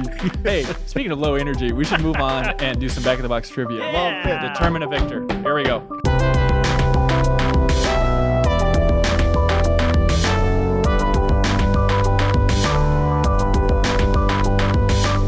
And welcome back to the Informer Show. This is our trivia competition. We've done, I think, other competitions on this podcast in the past. This is the centerpiece. Yeah. This is back of the box trivia. How this works, if this is your first time listening to this or watching this, we have a game vault here, Game Informer, with thousands and thousands of games. I walk in there, rotate the game box around. It's very crucial. And I take a picture of the back of the box with my phone. I'm now going to read off the back of the box, omitting key details that are obvious giveaways. These people have one chance to buzz in. They say their name to buzz in. And then they get a point if they get it right. And the crucial rule, if two people buzz in and that third person then gets to hear the entire rest of the description of the back of the box, in order to get the point, they are legally required to put their hands behind their head and say, I could get used to this. Okay. This is the way it works, Reiner. So wait, what? Just start the game. I've already explained. I'm not explaining that Okay, again. And so if this point might be lost, Reiner. It's like this. Okay. I could get used to this. There we go. And you have to sit back and listen to the entire description. First to 5 wins. Should we jump right in? Let's Yeah. jump right in. Reiner. I'm counting that, you piece of S. Dragon Quest VII. I think I see it in your eyes, reflected from your phone. No! How dare you ruin the sanctity of back of the box with a joke buzz-in? I thought I saw it in your eyes. What are you is there a mirror behind me? What are you talking? Okay. Anyways, So Reiner's out then. absolutely. All right. For this cool. first one, You should do that every round. prepare for the craziest blank ride of your life. Weave through crowded streets, across sidewalks, and even underwater. Jeff. Jeff. This is Crazy Taxi. Crazy Oh, Taxi. wow. Jeff Cork. Oh, that was good. Am I back in? You're back in now. Okay. Jeff Cork's at 1. Just do it again. Welcome to the madhouse. Descend into the core of the criminally insane as blank Kyle. Batman Arkham Asylum. There we go. Oh, you know what I was gonna Kyle say? Hilliard. I was going to say the suffering. I was Oh, going to that'd be say a good one. loaded. The stage is yours. Now knock 'em dead. Invaders from the idolosphere want your creative energy. Go out and break a leg with show-stopping moves. Save Tokyo from the marauding blanks. Jeff. Is this a Tokyo Mirage Sessions? Hashtag FE? Oh my God, No, Jeff! it was when you started saying performing. Yeah. Wow, good job, Jeff. Jeff, good job. Meow, meow. Meow, meow. Cool, man. An action shooter hybrid. Jump into a gorgeous. Gorgeous. That's our typo. The gorgeous. Jump into a gorgeous East meets West blend of ninja style melee and modern gunfighting action. Massive clan-based online multiplayer. What? Join a clan, build a base, and attack your rivals in multiplayer siege matches. Action shooter hybrid.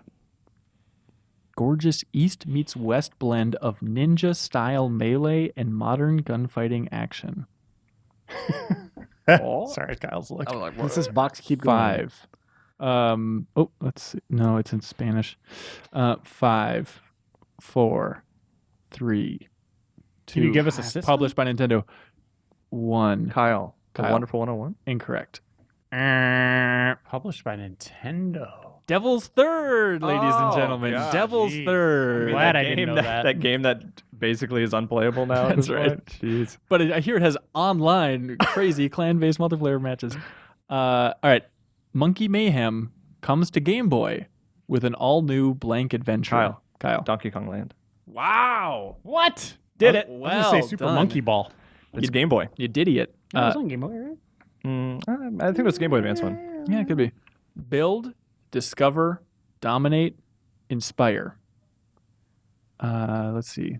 Developed from the ground up by legendary game designer blank. Oh, he skipped it. Lead your blank from the dawn of man. Reiner. Spore. Incorrect. To the space age and beyond in an all-new blank created exclusively for the console. Go head-to-head with history's greatest leaders. I know what it is! As you wage war, conduct diplomacy. Jeff. Civilization Revolution. There we go. Yes. Jeff Cork. I was going to say. I knew it. Here we go. So Cork's at 3. Kyle's at 2. Reiner, who's been here for 25 years and had probably personally placed all these games in the vault, is at 0. I got that first one by seeing the box in your eyes. What are you talking about? Stop talking about my eyes. Your eyes are reflecting your screen. Cork, Is that really a thing? Yeah. Cork, did You're you ever such a work in a creep. video game like retail? You never did, right? Yeah, I worked at a place that sold video games, yeah. Okay. Because that's like a place where you can find some time to read the back of some boxes. Yeah, I know what you're I saying. don't know I if read Reiner the ever did. sides of the boxes sometimes. Go wild, down under. Kyle. Kyle. Ty the Tasmanian Tiger. Oh my God! Kyle. Laughs. Kyle's gonna gone get wild you, down Jeff under Cork. before. Holy All right, cow. you guys have fun. All right, 3 and 3. The Telegraph says this game is tense and terrifying. Enter the mind of a madman. After witnessing the slaughter of fellow officers, Blank is ambushed and knocked unconscious. When he awakens, Kyle. Condemned. Incorrect. When he awakens, he finds himself in a deranged world where hideous creatures wander among the dead, facing unimaginable terror and fighting for survival. Blank embarks on a frightening journey to unravel what's behind this evil force. It's just like, I don't know. You made this up. Reiner. Officers. Tense and terrifying. Oh, I think The mind I have of a another madman. guess. I mean, obviously, I'm not going to buzz in. Or you but could just shut up. I like talking. I'm trying to like I'm trying to filibuster to give these 5, guys more time to think about it. 4. My plan failed. 3, I mean, we could just buzz in. 2, 1. Not even a guess. I was going to say murdered soul suspect. Incorrect. Reiner. Evil Within, the game you reviewed. Oh, yeah. Remember that game? I remember that. But you weren't an officer in that game. You were like a detective. There was, yeah, so that was the thing that was misleading. Very I beginning. did. I thought like Resident Evil horror, like recent, Yeah. but I was like, well, he wasn't a detective. He wasn't a detective. It says fellow officers, yeah. I was going to say that Silent Hill game, but then I remembered you were a truck driver. Yeah. Sorry. Anyway, What? Is the Your- deal? Oh, What will you write? Think it. Write it. Kyle, scribble knots. There we go. Kyle's at 4. Game point. Cork. So it was just the base Scribblenauts game, nothing else Yep. after that. Yep. Hey, Jeff Cork, you're at 3. Kyle's at 4. Game point. Don't let this weirdo win. I got this, guys. Look, I he's got got hair down to his belt. It is. The headphones really push it back in a really The disgusting future of war. As a devastating ice age depletes Earth's resources, 2 coalitions wage a desperate war for the only cause that Kyle. matters. Kyle. Lost Planet. Incorrect. Jeff. can I withdraw my vote? No, you cannot. Oh boy, I've got nothing then. Was that your guess the as well? That was going to be my guess too. The only cause that matters, survival. Online mayhem with up to 64 players in the legendary blank game mode. Rule the blank in hover tanks, battle walkers, and other devastating vehicles. Customize your soldier to suit your playstyle. Fight your way up more than 40 ranks from recruit to supreme commander. Unlock 40 weapons and gadgets. Reiner. Battlefield 2143, whatever that was called. 2, right? Oh my God. It's 2142. But even if you would have gotten that, you would not have gotten it because you did not lean back and say, I could get used to You this. got to do that. You missed out on several fronts, Reiner. I'm sorry. was No the- point. 2142. Battlefield 2142, ladies and I gentlemen. like Lost Planet as a guess. I was though. actually- Why did I That's have to really lean good. back? because you're the last established those rules. person. You got to say, I could get But used no, to this. he didn't actually guess anything. But he buzzed in. Yeah. He depleted his buzz. I was actually after you backed away. I was like, you should have said Lost Planet 2 because Hanson pulls that sometimes. Yeah, sometimes. I I mean, pull it. you give me a point. I'm not going to do Lost that, Planet 2 Reiner. is all hot though. 2143. Oh, is it? I haven't played Lost Planet 2. You maniac. It's close. It's a year away. More than It's just still going then. fun and games. More than just fun and games. Oh God, that's every game. Don't look now, but Blank's back. And this time, he's in your world. Oh, no. But where is that mastermind of reptilian trouble doing his dastardly deeds? And what has he done with Blank? Welcome to Blank. Take a trek with your travel agent, Blank, and see the world. Track down troublesome turtles. Figure out where in the world you... Jeff. Is this Mario is missing? Mario is missing! Jeff Cork! I was gonna Nicely say, done. Carmen Sandiego. I was going to say Croc, too. Yeah. All right, you That's guys good. ready? Mario Game point missing. here. Four points each. I'm right there. Solve the greatest crimes of all times. Ooh. Blank, notorious ringleader of Villains International League of Evil, has confiscated a time machine and is swiping history's priceless treasures. Jeff. Where in time is Carmen Sandiego? Incorrect? That you're asking yourself. We need a judge. Wait a minute. I think we need a judge on this Well, one. wait. I was a year off, and you were like, meh. But I Reiner. think this is... Hang on.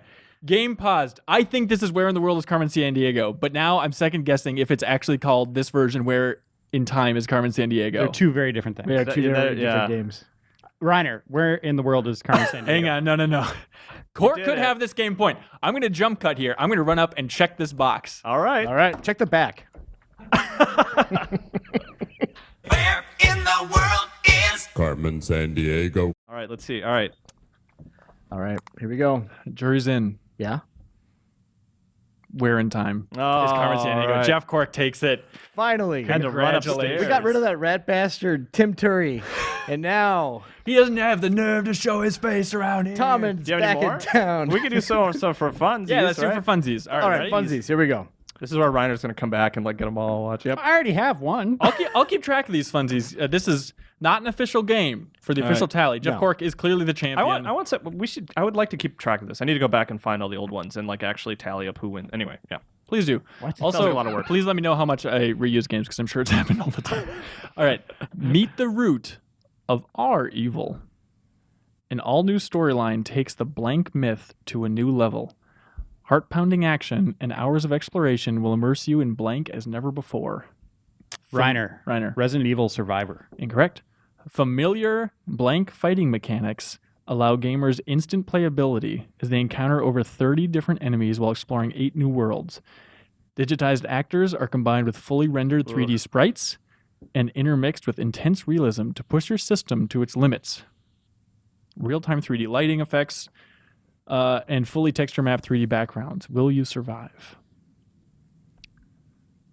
You can't give us console, right? That's never. Nope. Okay. 5, 4, Is this cold? 3. Kyle. It's very cold. One of Jeff. the Tex Murphy This- games. Kyle. Tex Murphy. I don't know. I'm just thinking of like digitized actors and. I don't know. Incorrect. Is it Cool World? Oh, incorrect. Reiner, you were giving it away. Sub-Zero. Mortal Kombat Mythology Give me a point. Sub-Zero. Oh yeah. That's 2 points no, for you get Reiner. One ghost point for Reiner. one ghost point. Okay. These are not real points, clearly. Oh, he's doing the dance. All right, back of the box says, this is blank. What? Well, that's a question. The bullet point, bust a nut laughing. Oh, that's really on there? Yeah. A change of drawers man. definitely required. Oh, I Jeff. know this. Jeff. This Conker's Bad Fur Day? Incorrect. We'll show you things you ain't never thought possible in a video game. Create your own hard-bodied blank honey. Give them all the jiggle you want. And there's a big sticker that says, keep it dirty. Kyle? Kyle. Is it BMX Triple X? BMX Triple There we X. go. Nicely done. Wow, it really said all that stuff. I remember Bust a Nut laughing. I remember seeing that. You remember that time you did that? Yeah, that was my favorite game. I beat it. Blank's back with new technology, new pros, and new tricks. Blank. The legend rides on. Kyle. Kyle. Tony Hawk's Pro Skater 2. Well done, Kyle. Another ghost point. How do you know? You could have picked 3. Well, he said there was some hint that it was 2. It was like Said he's his back and Mhm. the pros, like how many pro skater. I bet every sequel up there has the phrase Blank's back. back. yeah. At some point, I want to do like a sequel themed round. All right. All for Revenge. 9 years after the fall of Blank, legendary hero blank wakes from a coma. Come on, you guys. Blank is or Jeff. Oh, we all know what Cork thinks about himself now. Blank is Blank it Demolition Man? Incorrect. Together with blank and blank, he must rebuild blank and established a new armed force. Blank. Blank. Only then will he have his revenge on blank. Blank brings an explosive conclusion to the blank experience. Oh my God, man. you guys. Explosive conclusion. Oh no. Explore a vast world. Build and defend blank. Kyle. Kyle. Metal Gear Solid 5. Not Ground Zeroes, the Phantom Pain. There we go. Okay. Phantom Yeah. Pain. 9 Well years. done. I was like, I should know this. 9 years year coma. after a There's not a coma. lot of games where the protagonist has been in a coma for 9 years. Driver San Francisco. That's right. Take in the gorgeous view. Shh. Be very quiet. Can I cut in? Bang, bang. One day you'll be big and strong like me. Here's why you need my game. Insane action combo skills capture all my good sides. Loads of X-Men cameos, hotties included. Katanas, guns, and bear traps. Reiner. Jeff. To Deadpool. There we go. I had that Jeff too. Cork. Okay. You're so You close. give me a dot. I'll give you a slap on the wrist if you reach over here again, you dirty mongrel. Oh my God. Written in conjunction. Okay with that? No. Written in conjunction with author blank, the famed blank universe opens further to reveal a new chapter of the story. Play as two former soldiers of blank's rebellion who, despite divergent paths, must reunite to face a new and deadly threat to the Seven Kingdoms. Travel a parallel course with the original series, interacting with familiar faces, including Jeff. Jeff. Is it Game of Thrones. There we go. Game of Thrones from Atlas. I think they published it. Yeah. Yeah. The undersea. Oh, sorry. Ghost point for Cork. The undersea city of blank stands in ruin. Somewhere deep within, your blank awaits. Once you protected her, and now amongst hordes. Kyle. Bioshock 2. Bioshock 2. I was going to say Aquaman. Aquaman. Amongst hordes of genetically altered maniacs, she is your only hope for salvation. Nicely done, Yeah, dude. you were a dude in that one. You guys know what I'm talking about. The big guy with the mask. Big Daddy. Big Daddy. You were Big Daddy now. Stem a blank attack in an all-new action strategy game, Cadence. Blanks are invading your home, and the only defense is your arsenal of blanks. Those blanks. Freaking blanks. Use blank, blank, blank, blank, blank, and more to multiply 26 different types of blank before they can reach your front door. There's a character. Blank. I keep saying blank. I don't know. Oh, I thought that was a. You broke my brain, Oh, I think. no. Is it Plants vs. Zombies? There we go, Jeff Cork, Plants vs. Zombies. Nicely done. I wasn't even close. I didn't even know that had a box. Yeah, in PC section. Yeah, totally. Go behind the seams with blank. Unravel enemies and weave your way through a blank adventure unlike anything you've ever seen. New abilities. Amazing transformations like a Kyle. saucer and a dolphin. Kyle. Kirby's Epic Yarn. There we go. Kyle reached 5 points. I was Unravel going to that. say the puppeteer. I'm really bad at this. That's actually not a bad Yeah. one. I forgot about that game. The blank game sensation! Exclamation point. Your pulse quickens. Beams, boxes, zigzags. Blank drop relentlessly down a narrow passage. You quickly spin, shift, and morph. Jeff. Tetris? There we go. Jeff Cork. Tetris. Nearly 2 million players. He's talking gibberish to Reiner. He's Yeah, just I'm like, just what the hell? Well, I'm not. What is this stuff? Nearly 2 million players have taken the challenge and entered the world of blank for the second time. Stop looking at my eyes. Get on your mic, Reiner. More items, more magic, more mysteries, and the puzzles await them in blank. The land of blank is in chaos. As blank, you'll be sent Kyle. on a Kyle. EverQuest 2? You'll be sent on a treacherous journey to return 6 precious crystals to their origins in 6 stone statues. Only by defeating the guardians of the 6 palaces will you gain passage to the 7th palace and wake the Princess Blank from her sleeping spell. On your way, help villagers. Reiner. Yes. Legend of Oasis? No. On your way, helpful villagers will offer clues and secret messages invaluable to your quest. On your journeys, close-ups and overviews will enhance your video vision. What? To help you keep up with the action, Blank is programmed to remember everything you find on your journey, so you never have to start your search empty-handed. What the hell? I guess I think I might have an idea. I could get actually. used to this. Uh-huh. Oh, there you go. Is it Final Fantasy Crystal Chronicles? Incorrect. Okay, is it? It's like is it a Square RPG? It's like Dragon something. Okay, Fire something. Legend of Zelda 2: The Adventure of Link, everybody. See, I thought it was something like Zelda back then, so I went Yeah. Legend of Well, I actually Oasis. thought Zelda until you started talking about video screens. Yeah, What is is this? that? On your journeys, close-ups and overviews will enhance your video vision. Yeah. All right. Take flight to a new dimension. Fly your Blank character through a three-dimensional world in 3 different aircraft, each with distinct controls and precise maneuvering. Complete more than 40 challenging flight missions in mission mode to earn stars. Explore Woohoo Island in... Kyle. Wii Sports Resort. Incorrect. In free flight mode I know what it is. to find hundreds of collectible extras and take pictures for your Blank photo album. Reiner, Pilot Wings. Incorrect. Really? Jeff, Pilot Wings 2? Incorrect. Pilot Pilot Wings Wings Resort Yeah. on 3DS. I wasn't done everybody. talking. Resort. The legacy of all evil returns. As a descendant of Blank, you must end the Blank bloodline. Kyle. Kyle. Castlevania Symphony of the Night. There we go. Kyle. Alucard. 6 points. Even though Cork won the proper round, Kyle's a real contender, everybody. I'm good. Let it I'm be good known when it stops pretty good, counting. too. There's not an asterisk after this 5 either for the record. No, I'm playing absolutely it not. cool. This is There's no reason for me to He used claw all at the his- door. Reiner, Someone wrote DNQ on there. That's pretty good. I think you should do yourself a favor. Let's send him. Can someone send him the link to like Wikipedia on games?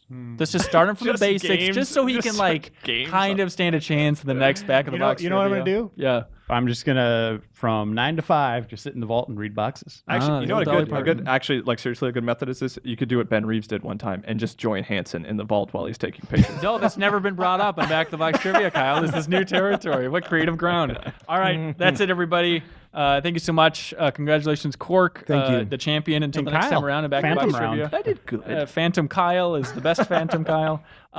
All right, that's it for this episode of the Game Informer Show, everybody. Thanks for tuning in. Good episode. Thank you so much. So play Limbo and maybe play Star Wars Lego. Not Limbo, or inside. I mean, you can play Limbo too. Limbo's fantastic. Have a good time. And Deus Ex Human Revolution for July 13th Start or playing 14th. Yes, start playing it. That'd be great. Send feedback to podcast@GameInformer.com. But that's it. So thank you so much for watching or listening to this episode of the Game Informer Show. Be sure to tune in next time when we'll have a new episode waiting for you. Bye, everybody.